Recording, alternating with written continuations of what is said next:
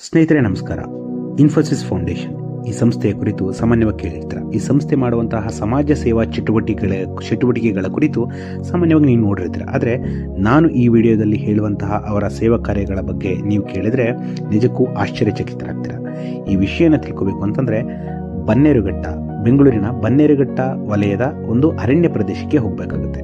ನಾವು ಬನ್ನೇರುಘಟ್ಟ ಹತ್ತಿರದ ಒಂದು ಮೇನ್ ರೋಡಿಂದ ಕಾಡಿನ ಒಳಗಡೆ ಒಂದು 10 ಕಿಲೋಮೀಟ್ರು ಒಳಗಡೆ ಹೋದರೆ ಅಲ್ಲಿ ಶಿವನಹಳ್ಳಿ ಅಂತ ಒಂದು ಹಳ್ಳಿ ಸಿಗುತ್ತೆ. ಅದು ಕಾಡು ಒಳಗೆ, ಸಂಪೂರ್ಣ ಕಾಡಿನ ಒಳಗಡೆನೇ ಇರೋದು.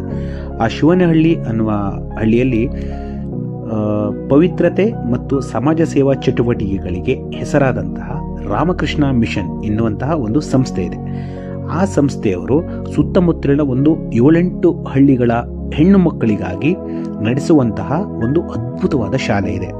ಆ ಶಾಲೆ ಏನಕ್ಕಪ್ಪ ಅಂತಂದರೆ, ಸುತ್ತಮುತ್ತಲಿನ ಹೆಣ್ಣು ಮಕ್ಕಳು ಆ ಕಾಡನ್ನು, ಪ್ರದೇಶವನ್ನು ಬಿಟ್ಟು ಹೊರಗಡೆ ಹೋಗಿ ಕಲಿಯೋದಕ್ಕೆ ಕಷ್ಟ ಆಗುತ್ತೆ, ಮತ್ತು ಅಲ್ಲಿನ ಜನರು ಆ ಹೆಣ್ಮಕ್ಳನ್ನ ಬೇಗ ಮದುವೆ ಮಾಡ್ತಾರೆ ಇದೇ ಉದ್ದೇಶಕ್ಕೋಸ್ಕರ ಅಂತ ಆ ಹೆಣ್ಣು ಮಕ್ಕಳಿಗೆ ಒಂದು ಅದ್ಭುತವಾದ ಶಾಲೆಯನ್ನು ನಡೆಸ್ತಾ ಇದ್ದಾರೆ. ಆ ಶಾಲೆಗೆ ಬೇಕಾಗುವಂತಹ, ಶಾಲಾ ಕಟ್ಟಡಕ್ಕೆ ಬೇಕಾಗುವಂತಹ ಸಂಪೂರ್ಣ ಬೃಹತ್ ಕಟ್ಟಡ, ಅದು ಆ ಕಟ್ಟಡಕ್ಕೆ ಬೇಕಾಗುವಂತಹ ಸಂಪೂರ್ಣ ಖರ್ಚನ್ನು ಇನ್ಫೋಸಿಸ್ ಫೌಂಡೇಶನ್ ಅವರು ವಹಿಸಿಕೊಂಡು ಅದನ್ನು ಅವರೇ ಆ ಕಟ್ಟಡವನ್ನು ನಿರ್ಮಿಸಿಕೊಟ್ಟಿರ್ತಾರೆ.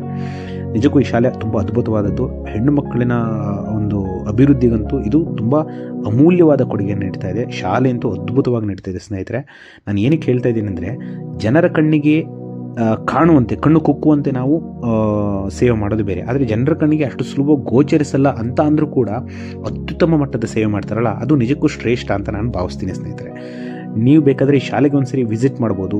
ನಿಜಕ್ಕೂ ಒಂಥರ ಒಂದು ಅಂತಾರಾಷ್ಟ್ರೀಯ ಮಟ್ಟದ ಶಿಕ್ಷಣವನ್ನು ಕೊಡ್ತಾ ಇದ್ದಾರೆ ಅಂತ ಹೇಳ್ಬೋದು. ಅಷ್ಟು ಅತ್ಯುತ್ತಮವಾದ ಶಿಕ್ಷಣನ ಈ ಶಾಲೆಯಲ್ಲಿ ನೀಡ್ತಿದ್ದಾರೆ. ನೀವು ಬೇಕಾದರೆ ಆ ಶಾಲೆಗೆ ಒಂದ್ಸರಿ ವಿಸಿಟ್ ಮಾಡ್ಬೋದು. ಈ ಮಾಹಿತಿ ನಿಮಗೆ ಇಷ್ಟವಾದರೆ ನೀವು ಇತರರಿಗೆ ಹಂಚಿ, ನೀವು ಒಂದು ಆ ಶಾಲೆಗೆ ಒಮ್ಮೆ ಸಾಧ್ಯವಾದರೆ ಭೇಟಿಯನ್ನು ನೀಡಿ. ಡಿಸ್ಕ್ರಿಪ್ಷನ್ ಬಾಕ್ಸಲ್ಲಿ ಆ ಶಾಲೆಯ ಬಗ್ಗೆ ಸಂಪೂರ್ಣ ವಿವರವನ್ನು ಹಾಕಿದ್ದೀನಿ. ಇಷ್ಟು ಹೇಳ್ತಾ ನನ್ನ ಮಾತಿಗೆ ವಿರಾಮವನ್ನು ಹಾಡ್ತೀನಿ. ಒಳ್ಳೆ ಕೆಲಸ ಮಾಡೋರು ಯಾವತ್ತೂ ಎಲ್ಲಿದ್ದರೂ ಚೆನ್ನಾಗಿರಲಿ ಅಂತ ಹೇಳ್ತಾ ನನ್ನ ಮಾತಿಗೆ ವಿರಾಮವನ್ನು ಹೇಳ್ತಾ, ಜೈ ಹಿಂದ್, ಜೈ ಕರ್ನಾಟಕ ಮಾತೆ.